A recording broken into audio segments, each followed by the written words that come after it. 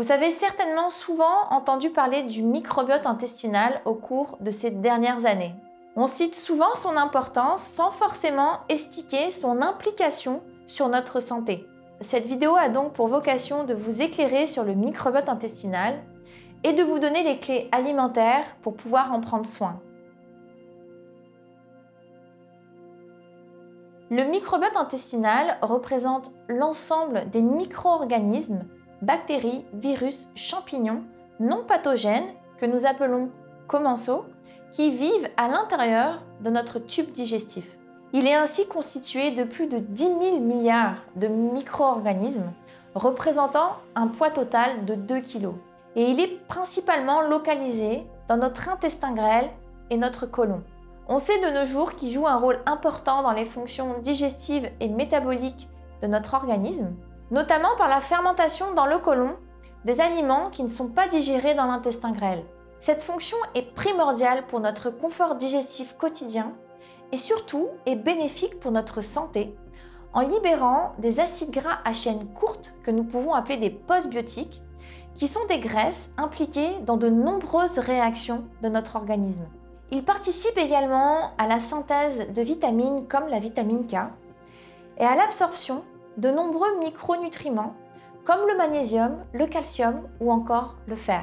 Le microbiote joue également un rôle dans notre immunité car près de 60% de nos cellules immunitaires sont logées dans notre intestin. Notre microbiote exerce également un effet barrière pour nous protéger contre les agents pathogènes. Il joue également un rôle neurologique car il existe un axe intestin-cerveau qui communique en permanence. L'intestin héberge ainsi plus de 200 millions de neurones et c'est la raison pour laquelle vous avez certainement entendu dire qu'il représente un peu notre deuxième cerveau.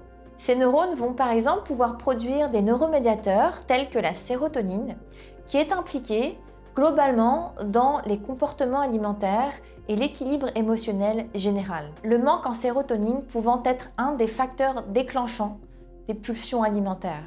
De façon générale, il n'existe pas un, mais des microbiotes spécifiques à chaque personne en fonction de plusieurs facteurs. Chaque adulte possède ainsi entre 800 et 1000 espèces de bactéries différentes, la plupart étant bénéfiques pour notre santé. Lorsque le nombre de ces bactéries diminue ou alors qu'une concentration en bactéries néfastes augmente, nous parlons alors de dysbiose ou encore de déséquilibre du microbiote intestinal. Outre une alimentation déséquilibrée, cette dysbiose peut tout à fait être liée à une mauvaise gestion du stress, une prise médicamenteuse ou une prise d'antibiotiques régulière ou encore tout simplement à une maladie. Et cela mène progressivement sur plus ou moins long terme à des conséquences telles que du surpoids ou de l'obésité, des intolérances alimentaires, surtout chez l'enfant, des maladies cardiovasculaires, du diabète via de l'insulinorésistance, de l'autisme. Cela peut mener également à une dépression, à du stress, à de l'anxiété.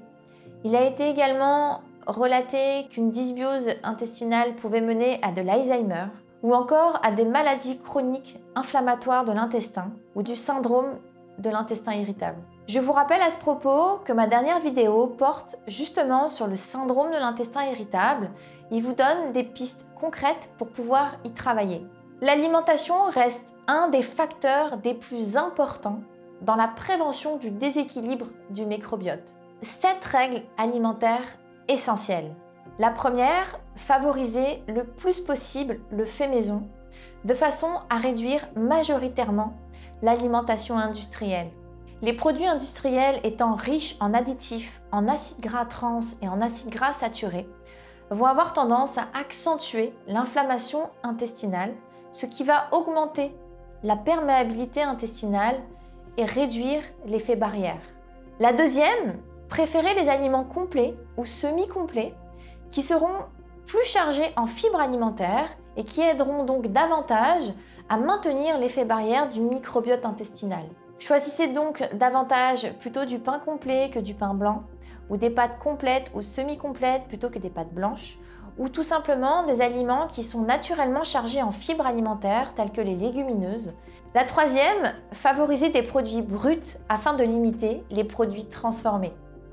Limitez par exemple votre consommation de produits allégés ou 0% qui vont avoir tendance à être chargés en additifs tels que des édulcorants et qui vont avoir un effet pro-inflammatoire. La quatrième, favorisez une alimentation diversifiée au possible, riche en fruits et légumes, ce qui aidera à diversifier ses sources de vitamines et de fibres. Les vitamines augmentant la qualité du microbiote en réduisant l'inflammation intestinale. La cinquième, favorisez des matières grasses de qualité, riches en oméga 3. Les oméga 3 sont des graisses qui sont naturellement anti-inflammatoires et que nous allons retrouver par exemple dans de l'huile de colza ou encore dans des poissons gras.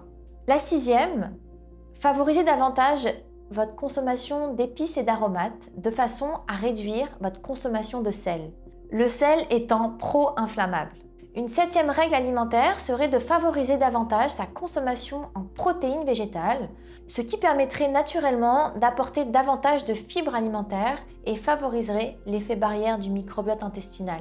Mis à part l'alimentation, nous pouvons également travailler sur notre gestion du stress qui a tendance à augmenter l'hyperperméabilité intestinale.